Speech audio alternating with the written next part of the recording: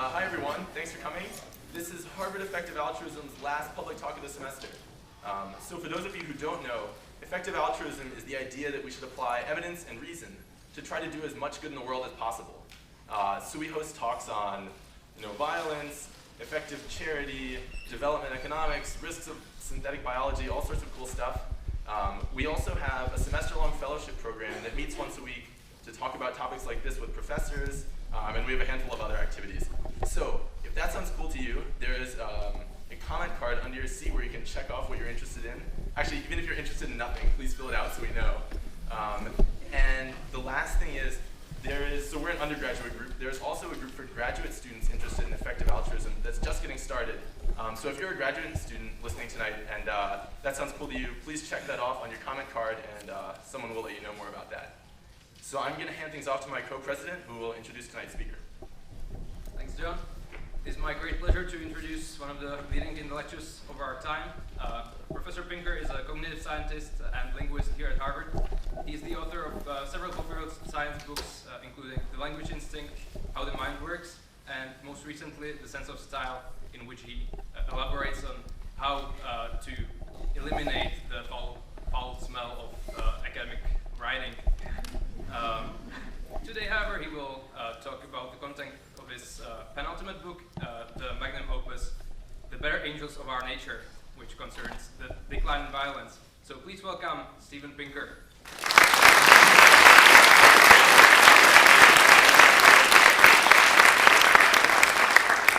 Thank you. I'd like to thank the Harvard Effective Altruism Society for having me here this evening and for all the great work that you do. Well, the logical place to begin in a discussion of the past, present, and future of violence is in the past. And there's one easy generalization that one can make, and that is there was much more of it. The seed that grew into my book, The Better Angels of Our Nature, was planted when I came across what I consider to be an astonishing graph, which plotted the rate of homicide in England from the Middle Ages, particularly the year 1200, to the present. Turns out that people have been interested in homicide for a long time. They've kept records, and historians have gone in and plotted the rate over time. Here we have a plot of all of the homicide estimates that one historical criminologist, Manuel Eisner, was able to compile, plotted on a logarithmic scale from a tenth of a homicide per 100,000 per year to 1 to 10 to 100, from the year 1200 to the close to the present. As you can see, there's been a massive decline, even more massive when you realize that it's plotted on a logarithmic scale, such that a contemporary Englishman has about 1/35 the chance of being murdered compared to his medieval ancestors. This is true not just in England, but in every European country for which data have been examined. Here you see similar declines for Italy, the Netherlands, Germany, and Switzerland, and Scandinavia. Here you have the average of those 5 regions plotted. And by the way, for the sake of comparison, I've plotted here an average of 27 non-state societies. These are hunter-gatherer, hunter-horticultural, and other tribal societies. And their rate of violence was even higher. It was about 500 per 100,000 per year. So as you can see, in the past, there was an awful lot of violence. Well, how seriously should we take this phenomenon of the historical decline of homicide? Might it be some kind of methodological artifact or statistical fluke? And what I'd like to convince you of this evening is not necessarily, that a lot of awfully surprising declines of violence have taken place. In fact, it's one of many declines in violence in human history. So another one is the way in which miscreants, criminals, rebels, nonconformists were treated in times past. Practices such as breaking on the wheel, burning at the stake, clawing with iron hooks, sawing in half, and impalement. But in a development that has been called the humanitarian revolution, country after country abolished the use of torture as a form of criminal punishment in a cascade of abolitions, of which perhaps the most famous in this country is the prohibition against cruel and unusual punishment in the 8th Amendment to the US Constitution, which turns out to be just in the middle of this Europe-wide wave. Also abolished during the period of the humanitarian revolution. By the way, I should have mentioned it was centered in the second half of the 18th century. But that era also saw an abolition of the use of the death penalty for non-lethal crimes. In 18th century England, there were 222 capital offenses on the books, including poaching, counterfeiting, robbing a rabbit warren, being in the company of gypsies, and strong evidence of malice in a child 7 to 14 years old. By 1861, the number of capital crimes had been reduced to 4.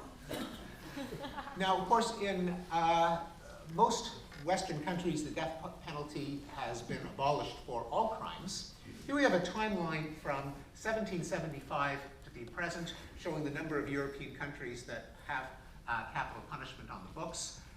You can see that most of the abolitions took place recently, within the last 75 years. But the blue timeline, which shows the number of European countries that actually execute people, show that well before politicians had gotten around to striking capital punishment from the law books, their fellow countrymen had pretty much lost their taste for putting people to death. And on average, 50 years elapsed between the last actual execution in a European country and the time that it was formally abolished. Now, the United States is, as you all know, something of an outlier, straggler in this worldwide trend. The United States still has capital punishment, or more accurately, 33 of the 50 states still have it. In fact, over the course of the few years in which I wrote The Better Angels of Our Nature, every draft I had to revise that number downward, because 4 different states abolished capital punishment just in the last few years. But even in the United States, capital punishment is a shadow of its former self. This graph shows the number of executions per capita from colonial times to the present.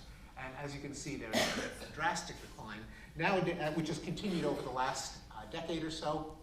Nowadays in the United States, between 30 and 40 people are put to death every year in a country that has almost 16,000 homicides per year. Other abolitions after the European Enlightenment, or the humanitarian revolution, include the end of witch hunts, of religious persecution, such as burning heretics, of dueling among men of honor, of blood sports like bear baiting, of debtors' prisons, and most famously of all, legal slavery. Now, slavery used to be legal everywhere on Earth. No one seemed to think there was anything particularly wrong with it. So-called democratic Athens was a slaveholding society, and the Bible certainly had no problem with slavery.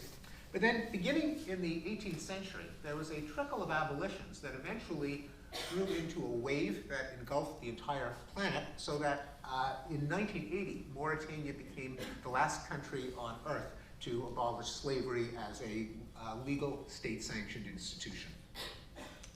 Well, what about war? War has been subject to not one, but 2 identifiable declines. That one has been called the long peace, the other more recent I've dubbed the new peace. Here we have a graph showing the trajectory of war in the 20th century. There are unmistakably 2 horrific spikes of bloodletting centered around the 2 world wars. But since then, a pretty remarkable thing has happened, that contrary to predictions that World War III was inevitable, it never happened.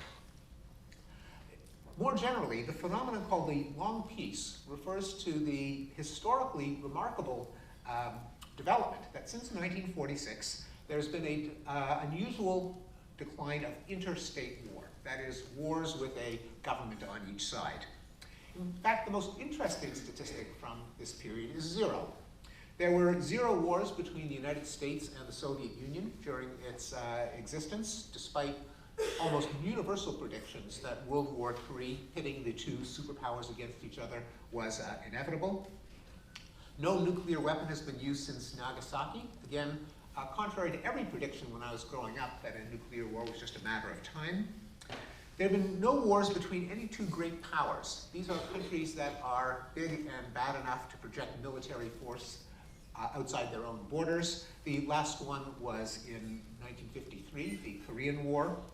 And this is a massive reversal of a trend that had gone on for centuries, perhaps millennia, where the biggest, richest, most powerful countries of the world were always at each other's throats. That went in 1945 to 0. Likewise, wars between Western European countries went to 0, a development that almost seems too banal and boring to mention. Like, sure, no one would ever expect, say, France and Germany to fight a war. Well, that's a very unusual state of affairs. Prior to 1945, Western European countries alone fought 2 wars a year for 600 years. As of 1946, that went to 0. And there have been no wars between developed countries. The 40 or so countries with the highest GDP have not fought a war since 1946. Again, that almost, to this generation, that sounds obvious. Wars are things that take place in those remote, backward parts of the world. But for most of human history, it was the big, rich countries that were constantly fighting wars. And because big, rich countries can afford big, destructive armies, they can do an awful lot of damage. Now, the second decline of war is more recent and more fragile, and that is that since 1990, globally, that is not restricting ourselves to Western Europe or to rich countries or to great powers, but just surveying the world as a whole, there are fewer wars and shorter civil wars. And the recent civil wars are less deadly than traditional interstate wars. There's nothing like a pair of Leviathans bombing each other's cities, chucking artillery shells at each other, having massive tank and naval battles to rack up really high death rates in a hurry. A militia of teenagers armed with AK-47s can certainly do a lot of local damage, but they can't kill nearly as many people as 2 governments fighting each other. I'm going to be more specific now in what I mean by that. This graph is going to show this is taken from The Better Angels of Our Nature, which was published in 2011 and whose data go back, therefore, to 2008. I'm going to show you a stacked layer graph where the thickness of each layer corresponds to the rate of death from one category of war, and the height of the entire stack corresponds to the worldwide rate of death in war. So the first category are the colonial wars, sometimes called extra-systemic wars. This is when an empire fights a war in order to hang on to a colony. And as you can see, the colonial wars tapered off to 0 as European empires divested themselves of their colonies. Here we have the rate of death from interstate wars, that is country against country, which has a spike for Korea, Vietnam, and Iran, Iraq, but shows an obvious downward overall trend. Here we have the rate of death from internal civil wars, that is an insurgency or rebel force against a government. And here we have the rate from internationalized civil wars, a civil war where some other country butts in, usually to help the government defend itself against the insurgents. So there's not a linear decline, but as you can see, there is a kind of roller coaster which has culminated in the beginning of the 21st century in a thin laminate of unprecedentedly skinny layers representing all categories of war combined. Let me quickly go through some other recent declines in violence before going from the past to the present. Since the FBI first gathered systematic data from victimization surveys of rape, there has been a 75% decline in the rate of rape since its peak in the 1970s. There's been a decline in domestic violence since data were first kept, both of husbands assaulting wives and wives assaulting husbands, likewise for boyfriends and girlfriends living together. Corporal punishment has been in decline, that is, schools that discipline their students by paddling or strapping. This is a percentage of American states that allow corporal punishment. In every survey, approval and the use of spanking or smacking by parents has been in decline. Hunting has been in decline since the question was first asked in the General Social Survey. And there's been a very sharp decline in the number of motion pictures in which animals were harmed. So this is quite a broad-based series of declines. So let me turn from the past now to the present. How do we explain so many declines varying in time scale, in magnitude, and in qualitative nature?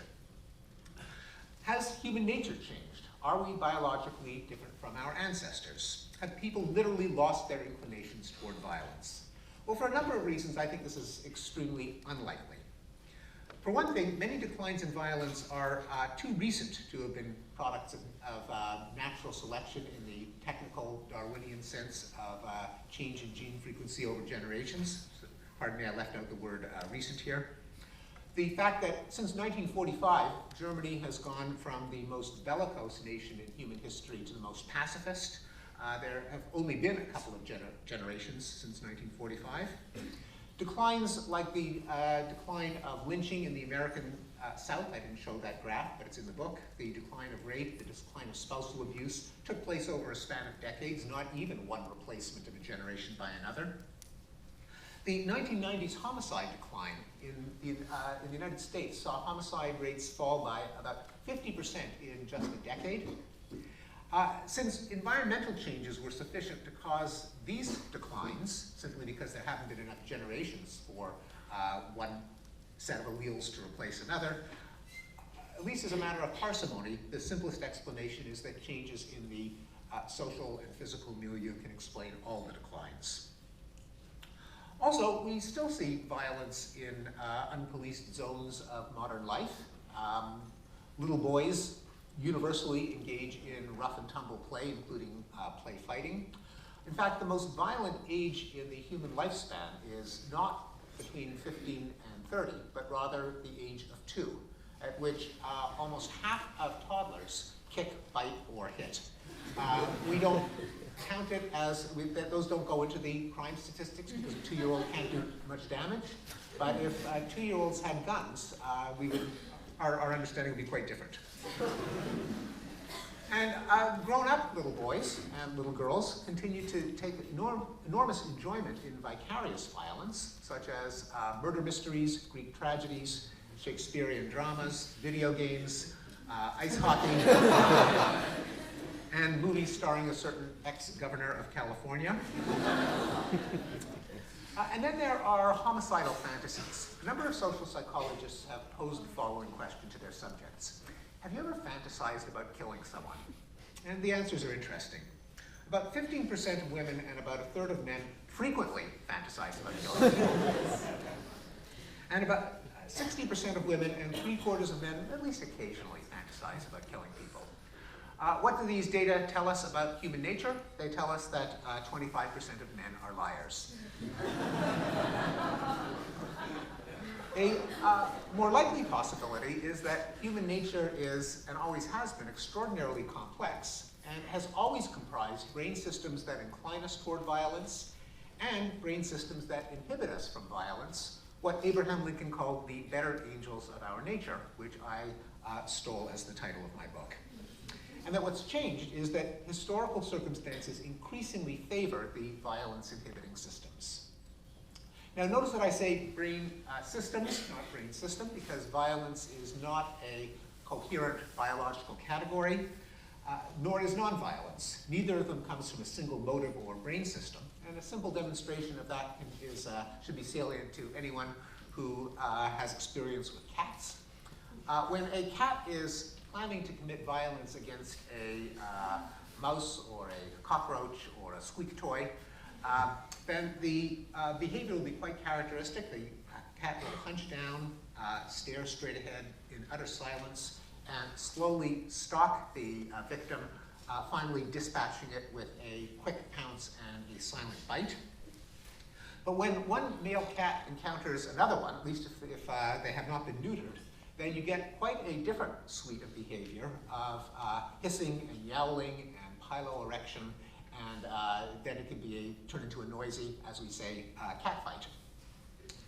We know from studies of systems for violence in the brain that the system underlying stalking and the system underlying male-male aggression are quite distinct in the cat's brain, and that is just a tip of the iceberg of the biologically distinct ways in which one organism can harm another. Depending on how you count, I've estimated that there are 4 major sources of human violence, and coincidentally, 4 major sources of nonviolence, which I'll quickly run through.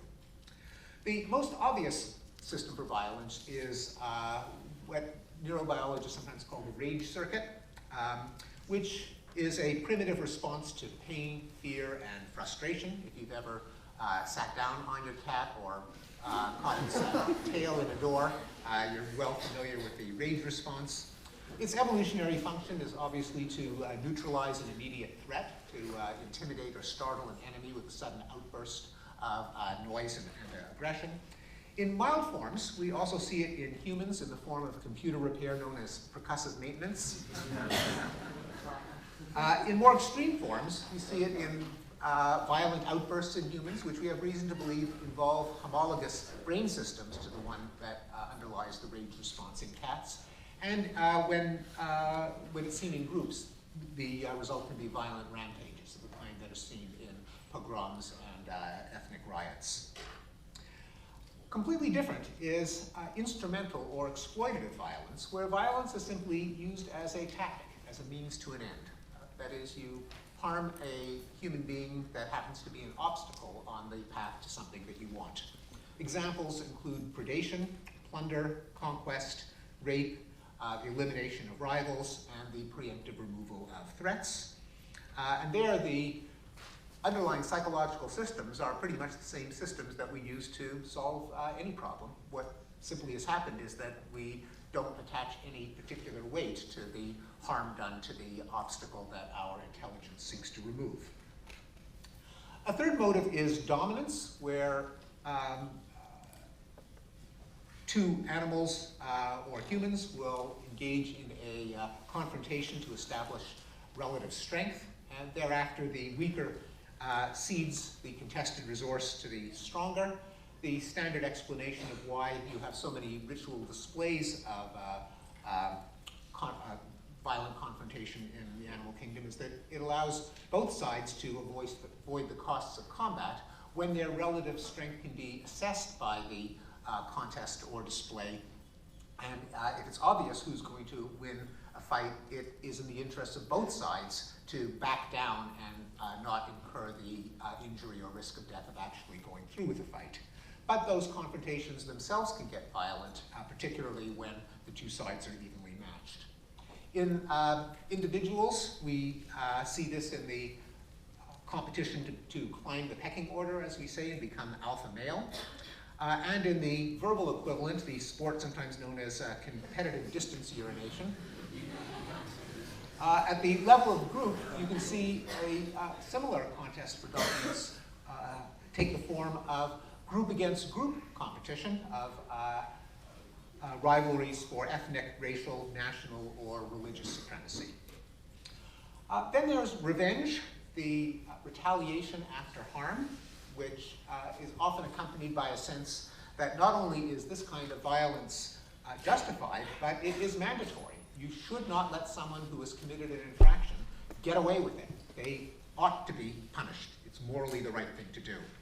Again, the function is not particularly exotic. It's to deter the harm doer and others like him.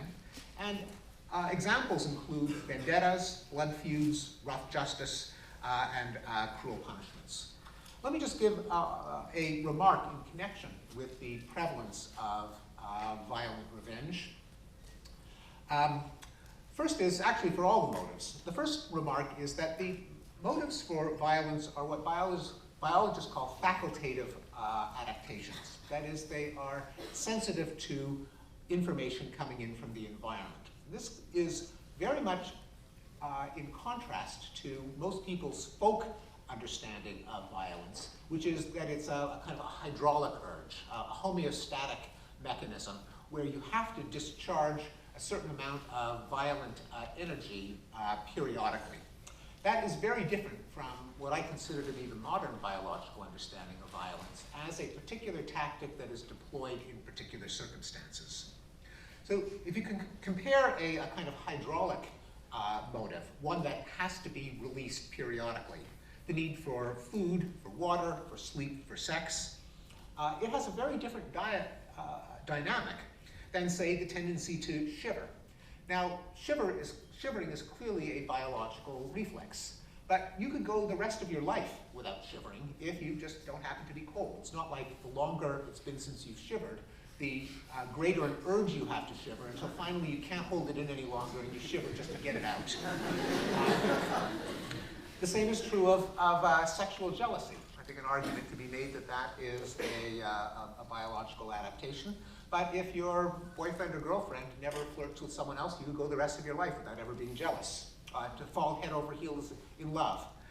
Similarly, I don't think there's any such thing as an urge for violence that needs to be periodically discharged. Violence is a predictable response to certain situations that an organism may find itself in, but it is not the case that we just have to get it out of our system every once in a while.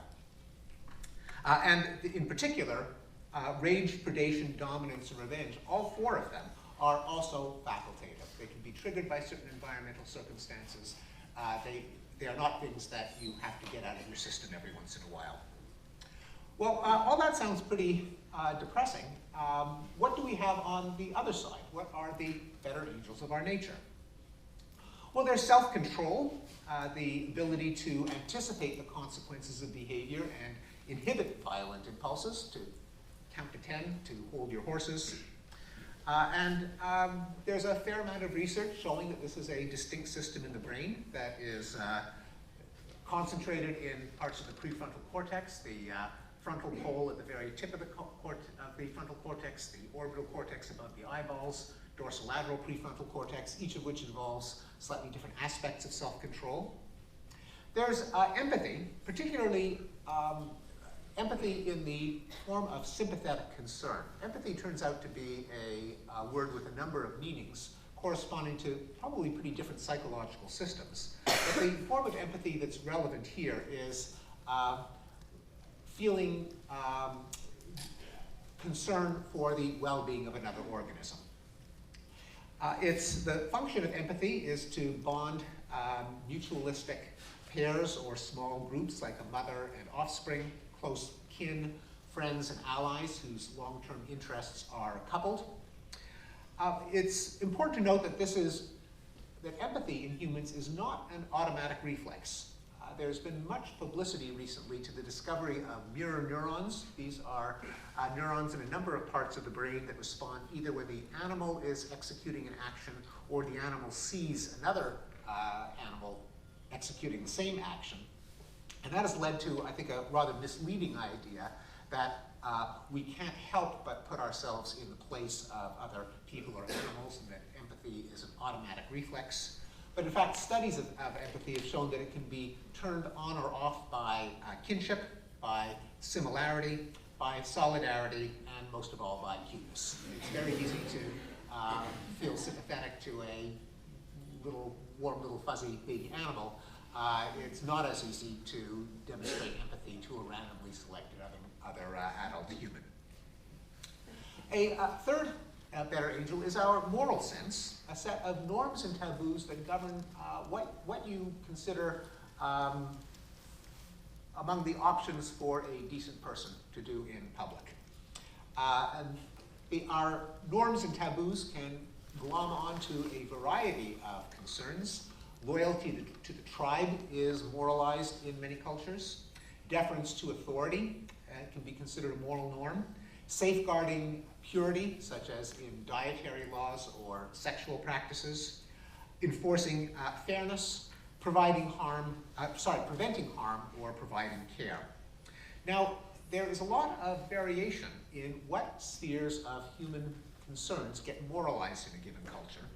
And an important caveat about the role of the moral sense when it comes to violence is that often morality can increase violence, although sometimes they can decrease it.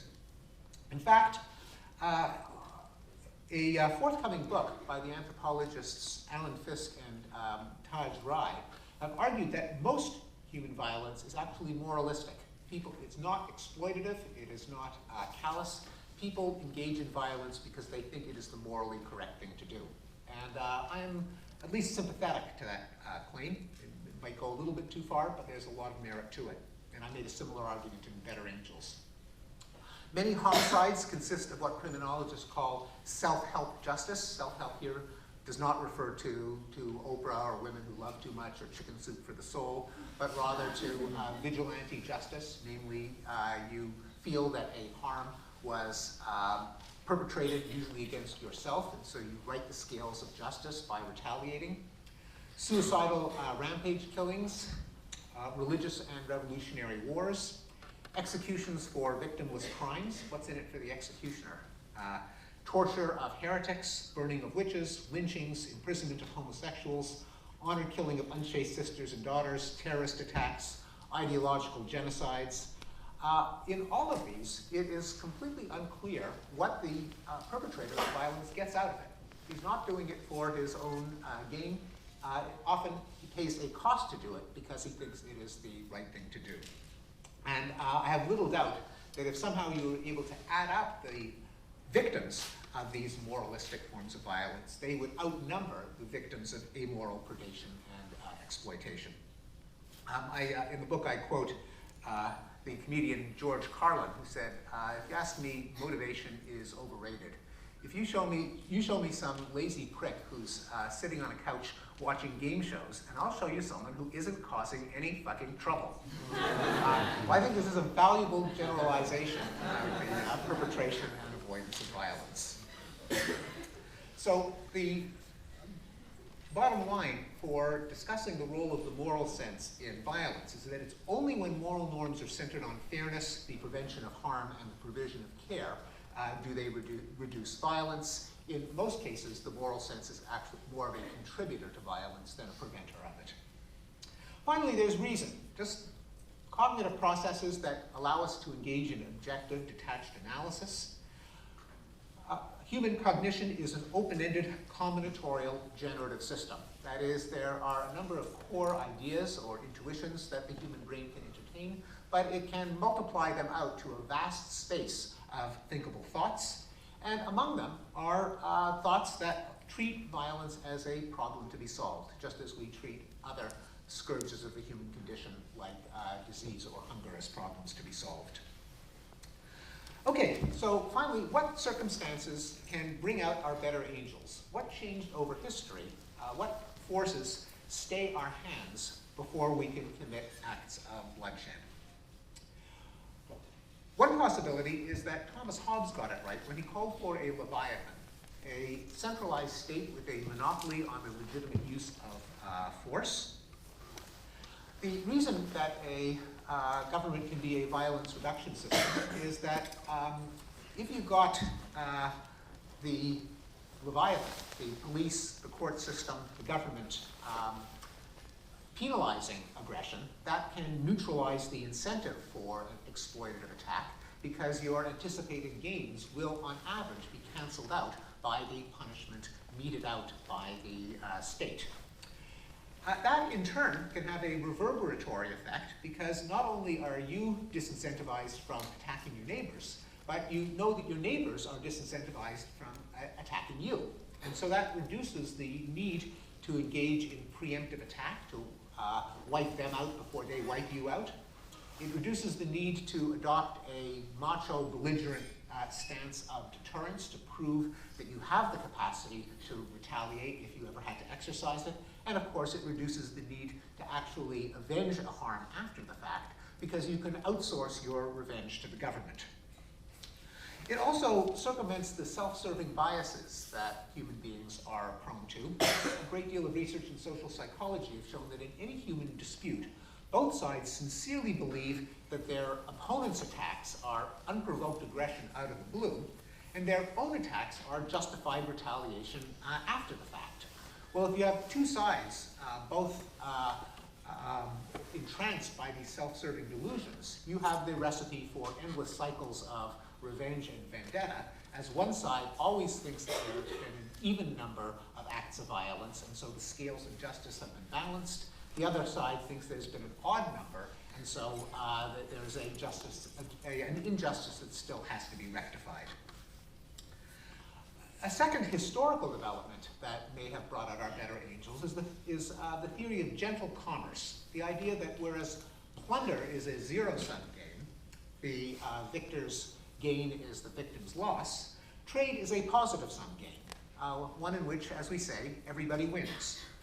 And over the course of history, as improving technology allows goods and ideas to be traded over longer distances among larger groups of people and at lower cost, it becomes cheaper to buy things than to steal them, and other people become more valuable to you alive than dead. You don't kill your customers, you don't kill your suppliers. A third possible historical force that militates against violence is what Peter Singer has called the expanding circle, adapting an idea originally proposed by Charles Darwin, which is that, as I've mentioned, humans do seem to be equipped with a sense of empathy, but by default we apply it only to a narrow circle of baby animals, friends, and family. But over the course of history, you can see the circle expanding to the, from the blood group to the village, the clan, the tribe, the nation, to other races, to both sexes, to children, and perhaps eventually to other species. It's not a coincidence that the author of the book called The Expanding Circle is also the author of the book called Animal Liberation, because Peter Singer was simply applying the same logic to both problems. This begs the question of what expanded the circle over the course of history, and it's possible that technologies that increase cosmopolitanism, the mixing of people and ideas, were a causal force. The fact that it is easier and cheaper over the course of history to travel, to consume history, to enjoy literature and drama, to consume journalism, all mean that other people's interests become more palpable and more interchangeable with your own. Finally, there's the escalator of reason. I mentioned that reason was one of the psychological faculties that can reduce violence, and there are many historical developments that have expanded the reach and power of reason, like literacy, like education, like public discourse and free speech. They may cumulatively have led people to think more abstractly and more universally. If you think more abstractly and more universally, you tend to rise above your parochial vantage point. That makes it harder to privilege your own interests over someone else's just because you're you and they're not. It allows people to recognize the futility of cycles of violence and increasingly to see violence as a problem to be solved rather than as a contest to be won. What do I mean by products of reason that have reduced violence? Well, let me run through some examples. I already mentioned government, although once you set up a government to keep people from killing each other, you then have a new problem, which is how do you keep the government from keeping its people, killing its people? And limits on government arose as a solution to the problem raised by the solution of government.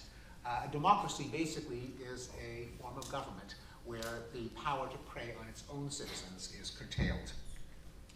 An infrastructure of commerce. 2 years ago, the European Union won the Nobel Peace Prize because after World War II, the forerunner of the European Union, the European Coal and Steel Union, was explicitly set up on the theory that if nations trade, especially strategic commodities like coal and iron, they're less likely to go to war, and the decline or the absence of war in Western Europe shows that that Peace Prize was probably deserved.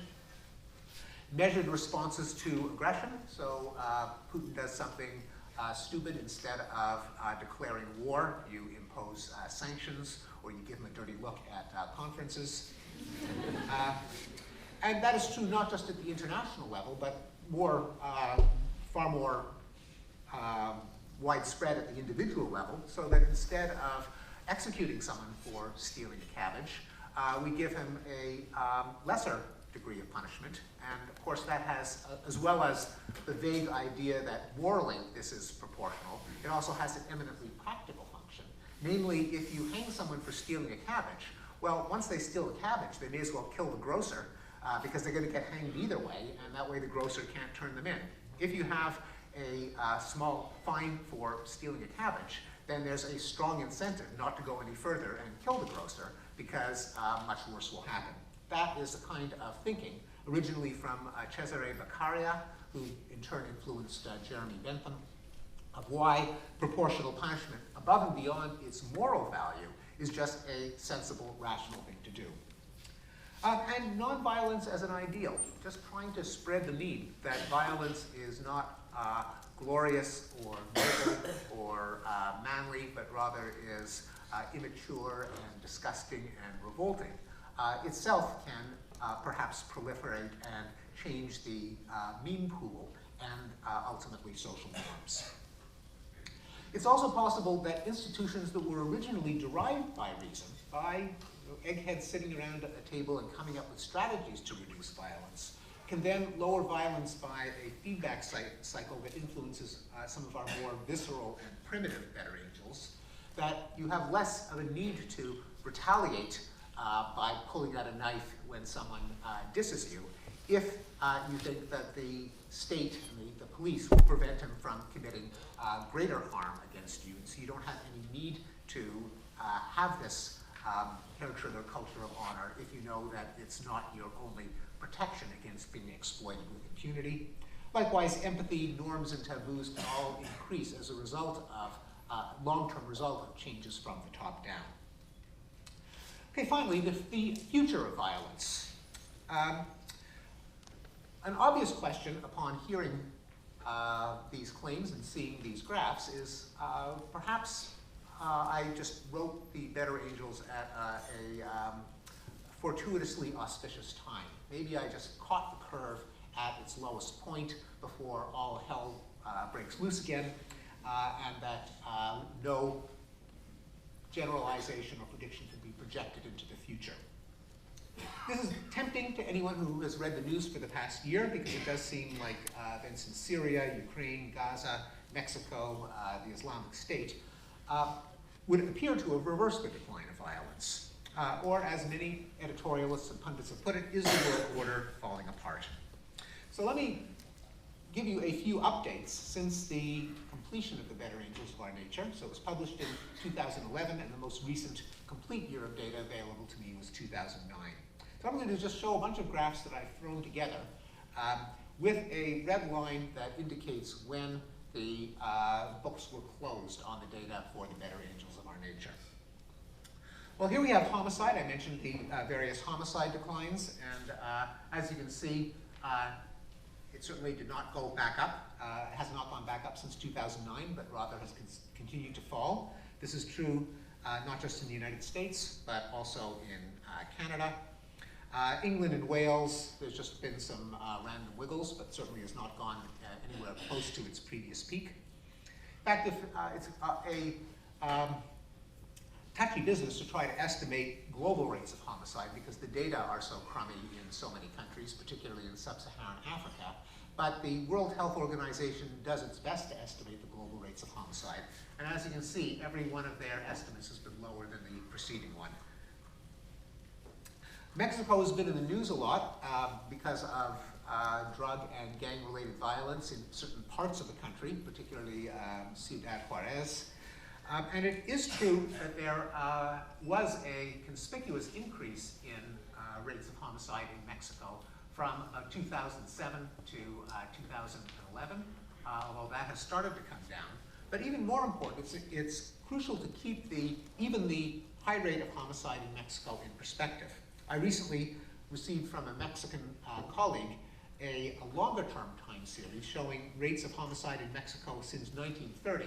I apologize for the low contrast of the graph. I haven't had time to replot it from his spreadsheet. But as you can see, even the recent increase that we all read about in the papers is a tiny takes Mexico up to a tiny fraction of the rate that it was just in decades past.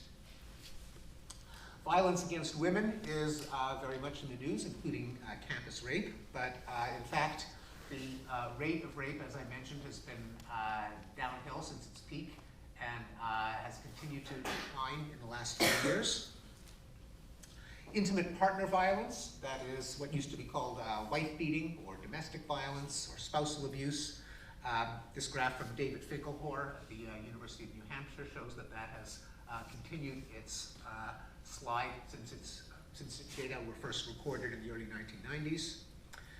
Violence against children, Finkelhor sums up a literature review by saying, that just came out this year, by saying 50 trends in exposure examined. There were 27 significant declines and no significant increases between 2003 and 2011. Declines were particularly large for assault victimization, bullying, and sexual victimization. So despite the school shootings and the ubiquitous reports of bullying, bullying in fact has been on the decline, as have all forms of violence against children. Here it is one form of violence quantified. This is physical abuse, that is parents or other caregivers physically abusing their children, and the trend is downward. Sexual abuse has also been in decline since data were first kept in 1990. Well, what about war? Well, if you look at the big, obvious phenomena that make up the long peace, those have not been reversed. There have still been, as of 2014, no wars between great powers, no wars between wealthy countries, no wars in Western Europe, no wars that eliminate a sovereign state, no wars with nuclear weapons. So what about the smaller wars that we've been reading about in recent years in Syria, Iraq, Ukraine, and Gaza? Let me give you some graphs from the Uppsala Conflict Data Project, which take us to 2013, the last complete year for which data are available. This graph plots the number of conflicts. It's not the death rate, unlike the graph that I presented before, where in this categorization, armed conflict is a organized form of violence that kills as few as 25 people in a year, where at least one side consists of a government. So here we have the number of such conflicts, of colonial wars, interstate wars, civil wars, and internationalized civil wars. And as you can see, over the last couple of years, there has been some fluctuation, but no overall increase in the number of wars worldwide. And here, this is the graph I already showed you. I'm now going to extend it to show the death rate from all of these wars. Remember that the preceding graph was simply the number of such wars, regardless of how many people were killed in them, as long as it was greater than 25. So if we extend it now to 2013, we see that there indeed has been an uptick in war because of the conflict almost entirely because of Syria. So it has changed direction, but even there, it is nowhere near the levels of preceding decades. There's been a lot of talk about a possible reverse of democratization, but this graph shows that that reverse is in fact illusory. The blue line shows the number of democracies from 1945 to the present. The red line shows the number of autocracies. And in recent years, there's been a deceleration in the global democratization process, but nowhere near a reversal, and the number of autocracies continues its decline. Violence by states against its citizens. Again, I'll go to capital punishment. Here is a graph from Amnesty International on the number of countries that have abolished capital punishment for all crimes. And despite the highly publicized botched executions in the United States, the global trend is for capital punishment to be increasingly abolished. In fact, at a conference at Harvard a bit more than a year ago on global trends in capital punishment, one person who tallied the trends said that if current trends continue, then by the year 2026, capital punishment will be abolished from the face of the earth. And again, as I mentioned before, the number of American states with the death penalty continues to decline. This is after I wrote, after The Better Angels came out. The execution rate has continued to decline. I already mentioned that. So to sum up what has happened in the last 5 years, the world as a whole is not becoming more violent. Civil war is the only category of violence that shows even a small uptick, concentrated almost entirely in Syria and Iraq, and recent events have not reversed the declines in violence of the past 20, 50, or 1,000 years. Why is there such a discrepancy between perception and reality? Why in every era do people think that the world is falling apart? I think it's a combination of a phenomenon of cognitive psychology and a phenomenon surrounding the way that news is reported. The phenomenon of cognitive psychology has been called the availability bias. It was first documented by Daniel Kahneman and and Amos Tversky 40 years ago, and that is that humans naturally estimate probability by the ease with which they can remember examples. If there was a shark attack last week, you think that sharks are a major category of death. If there hasn't been a shark attack in a while, then you stop thinking about shark attacks. It's safe to go back in the water. This is a widespread phenomenon in human risk estimation. You combine it with the nature of news. News is about stuff that happens. It's not about stuff that doesn't happen. As long as the rate of violence has not fallen to zero, which it never will, there'll always be enough violent incidents to fill the evening news. In fact, this is in fact multiplied by the policy among news media that if it bleeds, it leads. People enjoy violence in their entertainment. They also enjoy violence in the news.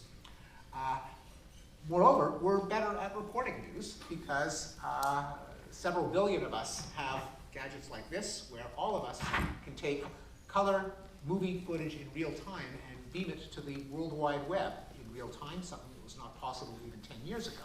And so when violence does take place, then we know about it more than ever before.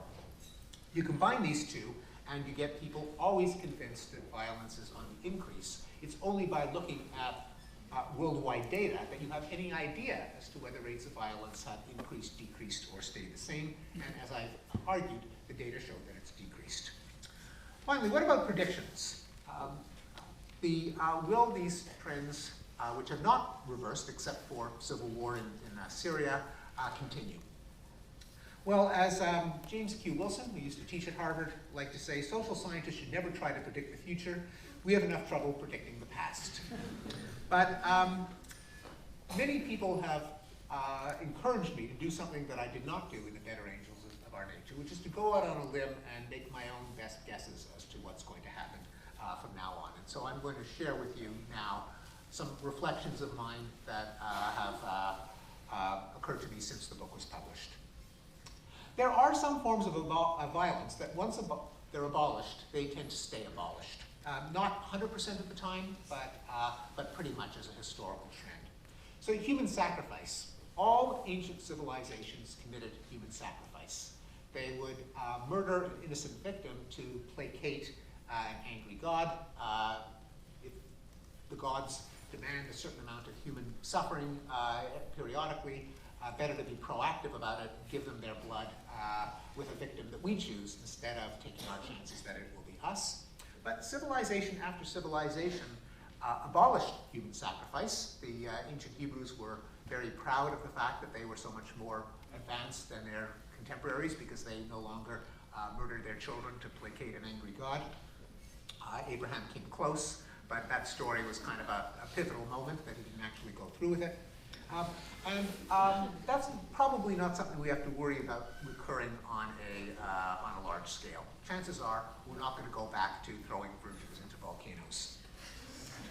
Cannibalism, quite widespread in human prehistory. Many civilizations not only abolished it, but then thereupon looked upon it with horror, and cannibalism, once abolished, tends to stay abolished.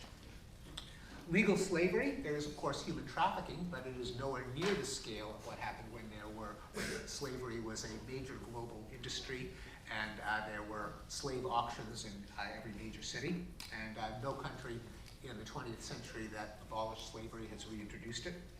We're probably not going to go back to debtors' prisons and public torture executions. There is not a whole lot of call for a return to disemboweling criminals. On top of the institutions that once abolished tend to stay abolished, there are other categories of violence that I think there are at least good reasons to think may decrease further.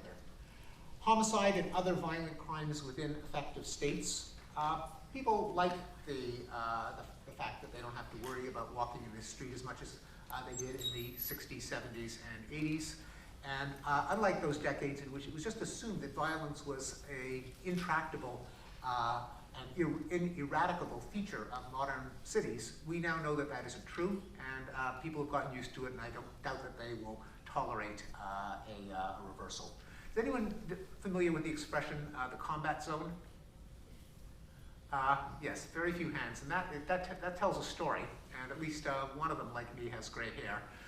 When I moved to Boston, there was a part of town quite close to where I live called the Combat Zone, between Tremont and Washington Streets.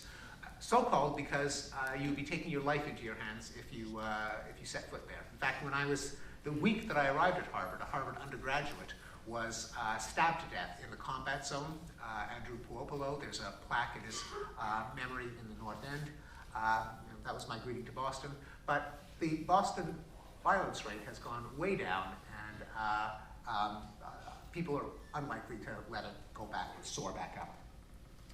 Forms of violent punishment, such as corporal and capital punishment, I think are clearly on a downward trajectory. Punishment of victimless acts like homosexuality, drugs, and prostitution. Worldwide, I think the trend is toward abolition. Violence against women, I think, is an idea whose time has come. There's still a lot of it, but in all developed countries in the West, the trend has been downward. And worldwide, there have been a number of aspirational statements from the United Nations and other international organizations that, for the first time in history, declare that violence against women is a bad thing. And I think it's likely that these declarations have been made about domestic violence, about rape in conflict, which used to be just a part of the waging of war, now considered the most heinous of war crimes. Now, you might say an international declaration is just a bunch of hot air unless there are teeth behind it, some kind of enforcement mechanism. But that isn't always true, and there are a number of cases in which purely aspirational feel-good statements have been followed by actual reductions in the conduct of international affairs. The slave trade went from a moral issue to a practicable one. Slavery itself. Piracy and privateering. It used to be that the high seas were fair game for any ship to be plundered by any other country, and whole countries had, as an economy, plundering the ships of other countries. War crimes have been, although of course they still take place, there have been Geneva Conventions and other norms that have ratified particular categories of war crime. Atmospheric nuclear testing, that has held firm since the 1960s. Commercial whaling, a fraction of what it used to be, which holds out the hope that even aspirational statements like ending domestic violence and rape in the conduct of war, once made, can institute a dynamic of shaming that eventually can turn around international norms. Interstate war, I think, is still likely to stay rare, and the most vicious wars that we see around us continue to be civil wars. Human rights and democracy, even there too, I think that the overall momentum is going to be toward an increase, despite the fact that we have seen a recent slowdown. Even the most salient violators of human rights, Russia and China, are a vast improvement over what they were a few decades ago.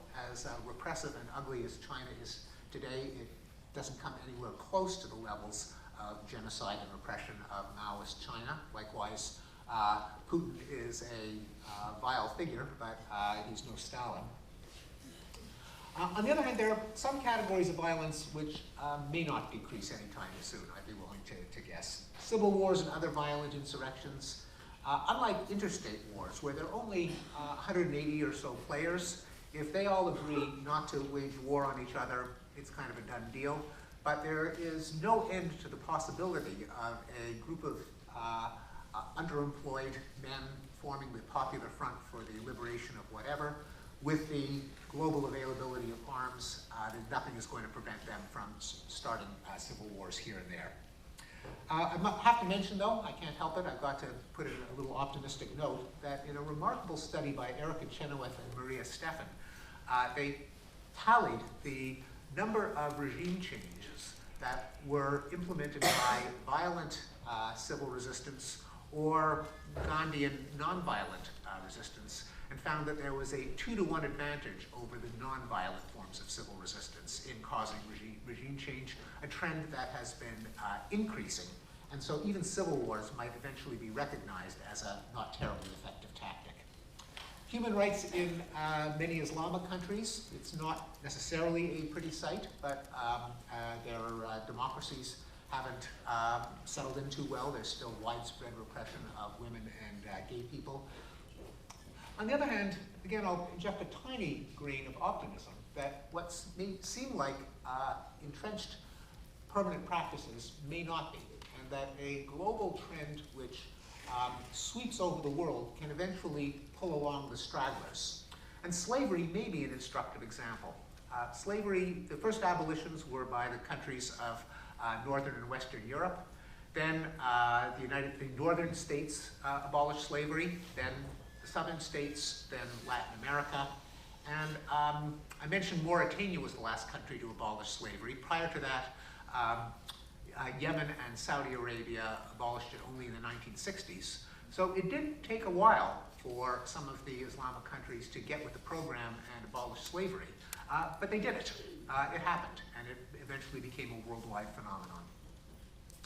Another category that will, I don't think will decrease is two categories of low-death, high-publicity violence. These are cases where you get a huge bang for your buck in terms of how much publicity you get for the infliction of a tiny bit of violence. And those are terrorism, which actually kills very few people worldwide, and rampage shootings. Again, rampage shootings are a tiny fraction of the number of homicides in the United States, but they generate massively more publicity, which is why rampage shooters commit rampage shootings. It is the one guaranteed way to become famous, if that is your overriding goal. How can anyone in this room become famous if you set your mind to it? Answer is easy: kill a lot of innocent people. The biggest question of all is, sorry, and I will, we're on Harvard time, I'm just about to finish. Why has violence declined on so many scales of time and magnitude? Is there some kind of mysterious arc toward justice or historical dialectic? A common dynamic that has caused all the violence reductions, and of greatest interest, might be hoped to cause more violence reductions in the future. Is there a grand unified theory of violence declines? Probably not, but here is the closest that I think that we can come, which is that violence is a social dilemma in the lingo of game theory. It's always tempting to an aggressor to exploit a victim, but of course the harm done to the victim outweighs the gain to the exploiter. So in the long run, since victims can become aggressors and vice versa, over the long term, if we could all kind of sit down and agree to what's the best arrangement, we would all agree that we're all better off if violence is avoided.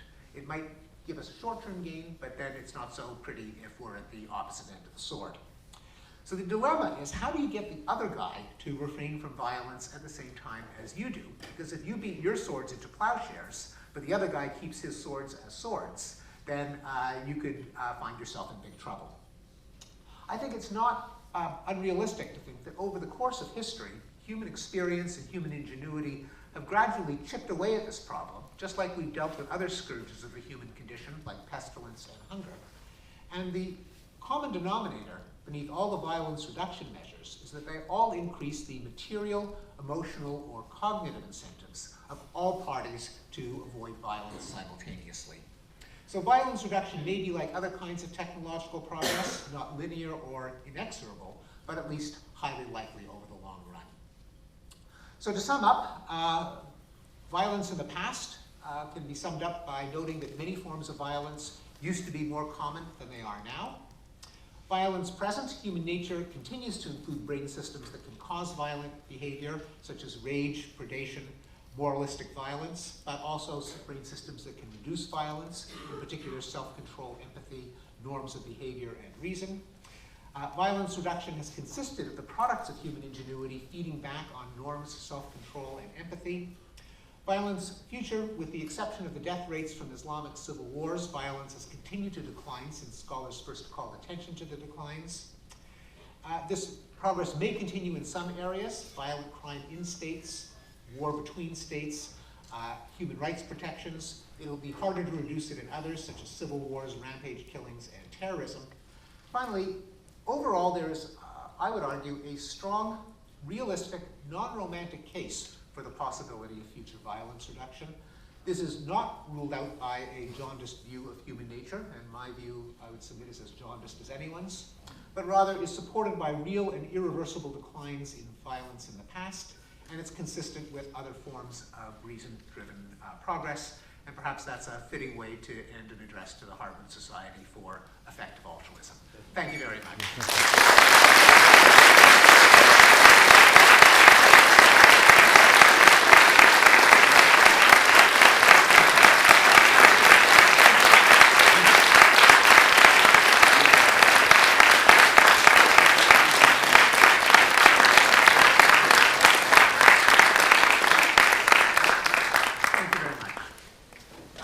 Any questions? Yes? Oh. Well, one at a time, don't fight. Don't mess up my data. Yes? Slavery was a common practice. Do you think most people felt it was justified, or still a lot of people felt it was not justified? When what was a common practice? Was it slavery? Oh, slavery.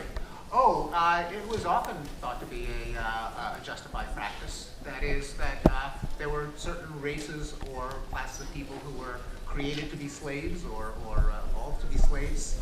That during the debates on abolition in the United States, there were, believe it or not, moral arguments on both sides. That the defenders of slavery in the South said, well, the slave owner has a benevolent interest in the welfare of his slaves because he needs them to be healthy and happy so that they can work productively.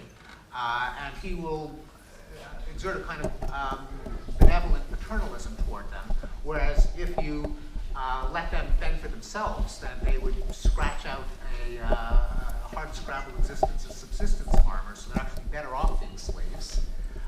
There were the fact that the Bible did not outlaw, and in fact even condone slavery was mustered on their side. And of course they eventually lost, but they did make the argument. And again, in ancient Greece, there were plenty of justifications for slavery as being just part of the natural order.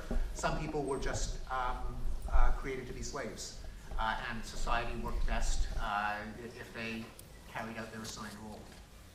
Yes? I don't want to argue at Harvard for killing free speech, but your talk made note of the fact that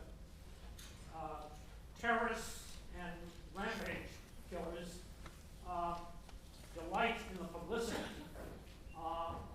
So I'm wondering if there have been any, what you might say about whether there have been any experiments to reduce terrorism, reduce rampage killings by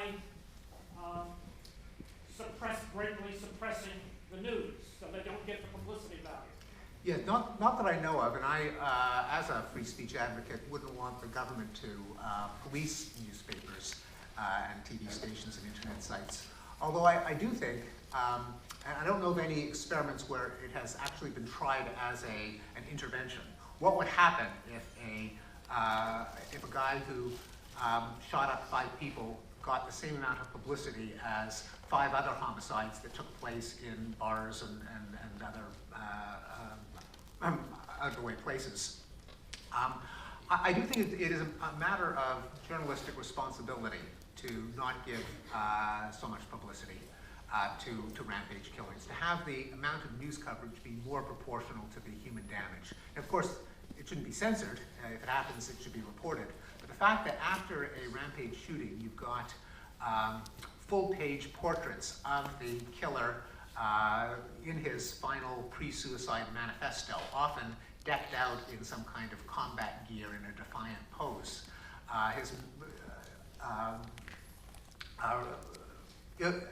incoherent and psychopathic ravings circulated worldwide and gone over by the news night after night after night.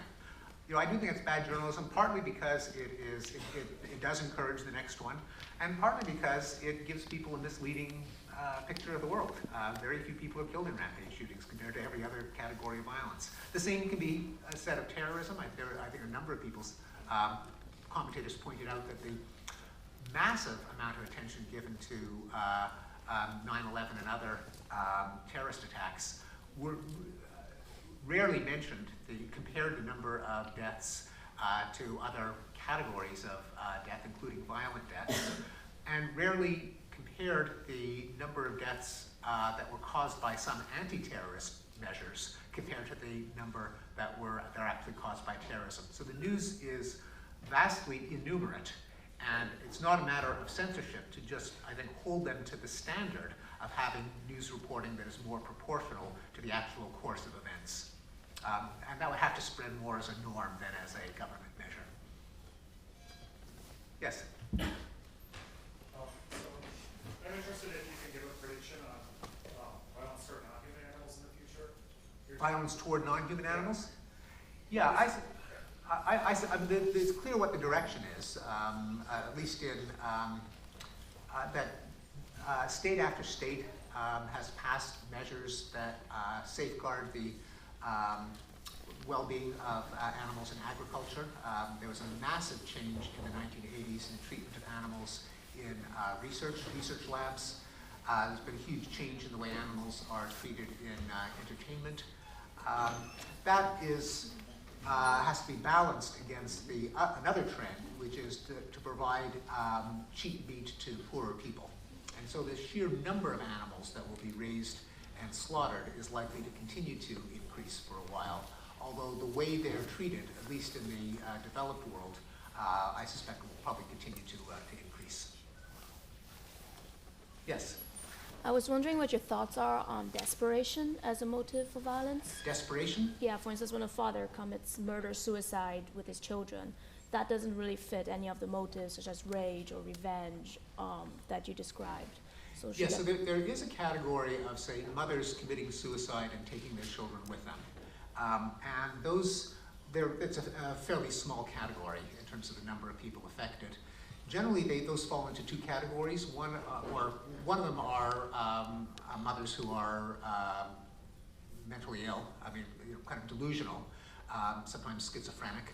The other is such a severe depression combined with the ordinary maternal concern that the children wouldn't survive without the mother, that the notes that the mothers leave behind, or the testimony if they themselves survive, is that they conceive it as an act of mercy, that the children had such a miserable life ahead of them that, although tragic, it is in the children's own interest. And I mean, that sounds delusional, but it's could very well be a part of the complex of the depressive mindset. So yes, you're right, that is a distinct category, and fortunately, the numbers aren't that large. Thank you. Yes? Do you think that the better angels of our nature will begin to manifest in other social evils such as oppression, structural injustice, racial profiling, poverty, racism, sexism, all those other kinds of social evils? In some of them, yes, because some of them are on a continuum. So, for example, the fact that there are that lynching has been eliminated is clearly part and parcel of a larger phenomenon, which is that racism has been in decline. And our own Larry Bobo has shown that in opinion polls that try to tap racist attitudes, there have been dramatic declines. Likewise, in attitudes toward women, those have improved in tandem with violence against women decreasing. You know, I don't think that everything that someone identifies as bad will necessarily go down in tandem, but certainly those that are caused by animus toward a particular group, the attitudes indeed probably precede the change in behavior, although it can go both directions. Again, homophobia and the decriminalization of homosexuality are two trends that go together. I think certain other phenomena will improve, although probably for different reasons. So poverty, unless you have a kind of a demonological theory of poverty, poverty is not the result of deliberate human malice. People are poor not because other people believe it's a good idea for them to be poor, but just that poverty is the natural state of humanity, and everyone used to be poor. Now, some people aren't poor, but some people still are. On the other hand, so I don't think it's the same causation as, say, rape, genocide, murder, and so on. On On the other hand, the same kind of concern for the welfare of humans that treats violence as a problem to be solved can also treat extreme poverty as a problem to be solved. And indeed, although I didn't talk about other measures of human well-being, the overall global trends are for improvement in those too. So humans have been living longer, fewer babies die in the first year of life, more kids go to school, and so on. So other measures of human well-being do seem to be carried along a similar tide. Yes? I'm sure you're often asked about gender, and given the fact that virtually all the violence you mentioned is instigated by men, so among many questions that could be asked, I noticed that the greater empowerment of women does not appear in your slides as a reason for hope or a possible factor in violence reduction. Yeah, it's an excellent question, and it does appear in the book as one of the, in various ways of chopping down the book into a talk. I sacrifice that as one of the 5 violence reduction trends.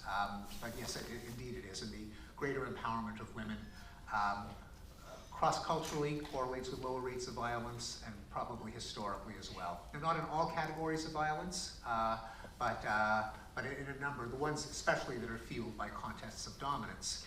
It's not that women don't compete for dominance, but they tend to do so in less bloody ways. But yes. Who's had a hand up for a long time? Yes. Okay.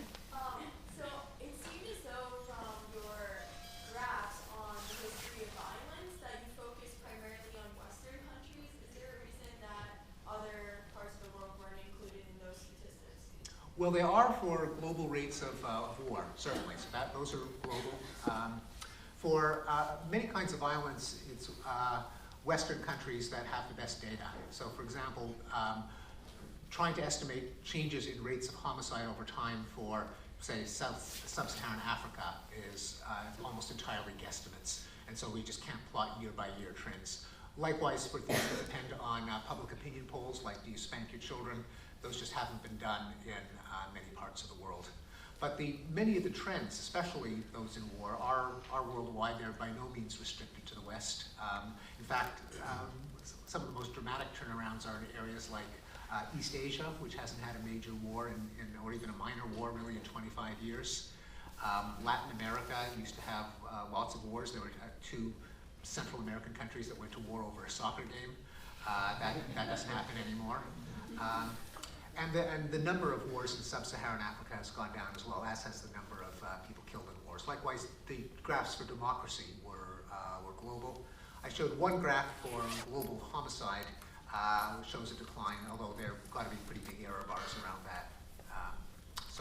So I do believe that it is. In some areas, the West probably is in the lead, especially when it comes to rights of women, rights of gay people, and so on. Certainly, the countries with the highest homicide rates are outside the West. Those are, or at least I shouldn't say that. Many sub-Saharan African countries have very high rates of homicide, as best we can tell, as do some Latin American countries and Caribbean countries. And Russia is pretty high too. But still, I think the trends, although uneven, many of them are global. Okay, we have time for 2 more questions. Okay, who has had their hand up the longest? Okay, yes. Thank you for the inspirational talk. I guess getting at inspiration, I feel very inspired to live in the world and know that it's more peaceful, and that's really wonderful. I guess I'm wondering whether there's any role for us to be inspired to action, right? A lot of what this group does looks to continue accelerating this trend, and I'm wondering, are there things we can do, or is the best thing we can do is propagate knowledge that this is a safe place and we should enjoy that? Yeah. No, I think the lesson for me is that intractable violence isn't intractable. That there are in case after case where people living in the midst of it were convinced that nothing could be done, that it was just a permanent feature of the human condition. They were wrong. This isn't to say that all categories of violence will decrease. They won't. It's not the case that violence will decrease in any of these categories to 0. But it can be brought down a lot more than people think it can. If I were to make one global recommendation, it would be to treat violence with a problem-solving mindset rather than a demonological mindset. That in a huge number of discussions, it is almost entirely a discussion of politics, of who are the bad guys and how do we struggle against them. Whereas I think a better attitude is to take a technocratic mindset, which I think is, even though it seems cold and soulless, it's actually, I believe, more moral because it doesn't identify a class of people to be punished, which I think, given human self-serving biases, can be a recipe for disaster. But to treat it more technocratically. What has worked in the past? Where does it work? What directions do the curves go? What are the leading indicators? That kind of nerdy attitude toward violence, I think, is ultimately a more moral one than identifying the bad guys and struggling against them. Yes, I think this is the last question. Yeah, so based on the data you just gathered on how many people have heard of the combat zone, was it just like 3 or 4 people here? Just 3 or 4 people, yes. Can you survey how many are actually like from Massachusetts and like been around here, or? No, probably the majority not. But even in, I suspect even among Bostonians under the age of 40 or 50, that it would be just a mysterious term, yeah. But many of us remember you don't go into the combat zone for obvious reasons. It's the combat zone. That's what it was called. All right, let's give another round of applause for Fred.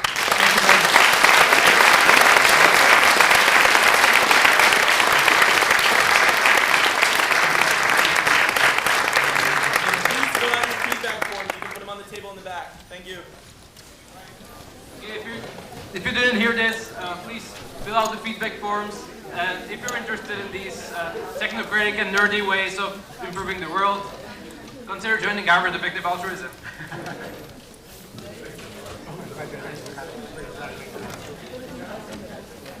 Hi.